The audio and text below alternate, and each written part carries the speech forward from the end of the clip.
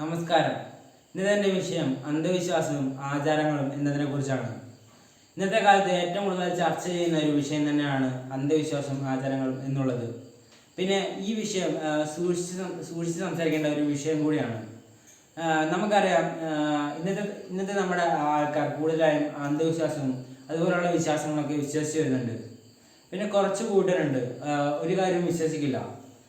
എന്നാൽ ചിലർ പറയുമ്പോൾ അവരതും വിശ്വസിക്കും.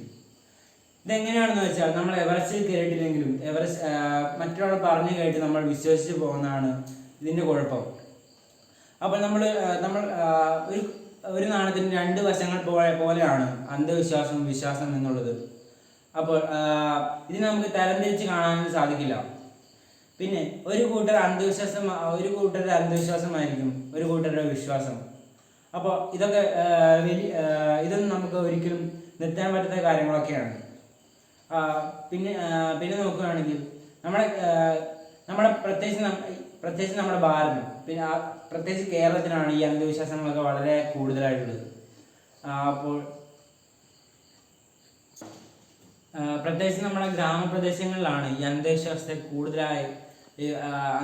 കൂടുതലായി നമ്മൾ കണ്ടുവരുന്നത്. ഇപ്പോൾ ഒരു ഉദാഹരണം നോക്കുകയാണെങ്കിൽ, മലയാള മാസം 1-ാം തീയതി കടം കൊടുക്കാൻ പാടില്ല, പിന്നെ വെള്ളിയാഴ്ച പുറത്തോട്ട് പോകാൻ പാടില്ല എന്നിങ്ങനെ നിരവധി അന്ധവിശ്വാസങ്ങളാണ് നമ്മുടെ കേരളത്തിലും മറ്റും നിലകൊള്ളുന്നത്.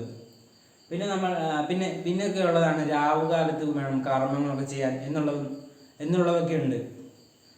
നമുക്കറിയാം, ഈ അന്ധവിശ്വാസം നമുക്ക് നിർത്താൻ സാധിക്കും എന്ന് വെച്ചാൽ നമ്മൾ സ്വന്തം തീരുമാനിച്ചാൽ മാത്രമേ നമുക്ക് ഈ അന്ധവിശ്വാസത്തെ നിർത്താൻ സാധിക്കുകയുള്ളൂ. വേറൊന്ന് വലിയ അന്ധവിശ്വാസമാണ് നമ്മൾ പുറത്തേക്ക് പോകുമ്പോൾ നമ്മൾ തിരിച്ച് നടക്കാൻ പാടില്ല എന്നുള്ളതും, പിന്നെ പൂച്ച കുറുകെ ചാടിയാൽ, പിന്നെ 3 പേരായിട്ട് പോയാൽ എന്നിങ്ങനെയൊക്കെ ഉള്ളത്. ഇതൊക്കെ സൂചിപ്പിക്കുന്നത് ആ യാത്ര മുടങ്ങുകയോ അല്ല വലിയ എന്തോ ആപത്ത് വരാൻ പോകുന്നു എന്നൊക്കെയാണ് ഈ അന്ധവിശ്വാസങ്ങൾ സൂചിപ്പിക്കുന്നത്. പിന്നെ നമ്മൾ നോക്കുകയാണെങ്കിൽ ചില അന്ധവിശ്വാസങ്ങളൊക്കെ നമുക്ക് വേണ്ടത് തന്നെയാണ്. ഇപ്പോൾ ഒരു ഉദാഹരണം പറയുകയാണെങ്കിൽ, രാത്രി നമ്മൾ മുട്ടുസൂചി വേറെ വീട്ടിലേക്ക് കൊടുക്കാൻ പാടില്ല എന്നൊരു അന്ധവിശ്വാസമുണ്ട്. അതെന്ന് പറഞ്ഞാൽ ശാസ്ത്രമായി തെളിയിക്കപ്പെട്ടതാണ്. എന്ന് വെച്ചാൽ, രാത്രി നമ്മൾ ഈ മുട്ടുസൂചി അങ്ങനെ കൊടുക്കുകയാണെങ്കിൽ, ഇരുട്ടത്തങ്ങനെ താഴെ വീഴുകയാണെങ്കിൽ അത് കണ്ടുപിടിക്കാൻ പാടാണ്. അങ്ങനെ അത് വേറൊരാൾ കാലിൽ കുത്തിക്കയറാൻ സാധ്യതയുണ്ട് എന്ന രീതിയിലാണ് അങ്ങനെ ഒരു അന്ധവിശ്വാസം ഉണ്ടാക്കിയത്. അപ്പോൾ ചില അന്ധവിശ്വാസങ്ങളൊക്കെ നമുക്ക് വേണ്ടത് തന്നെയാണ് എന്ന് പറഞ്ഞാണ് ഞാൻ എൻ്റെ പ്രശ്നം നിർത്തുന്നത്. നന്ദി.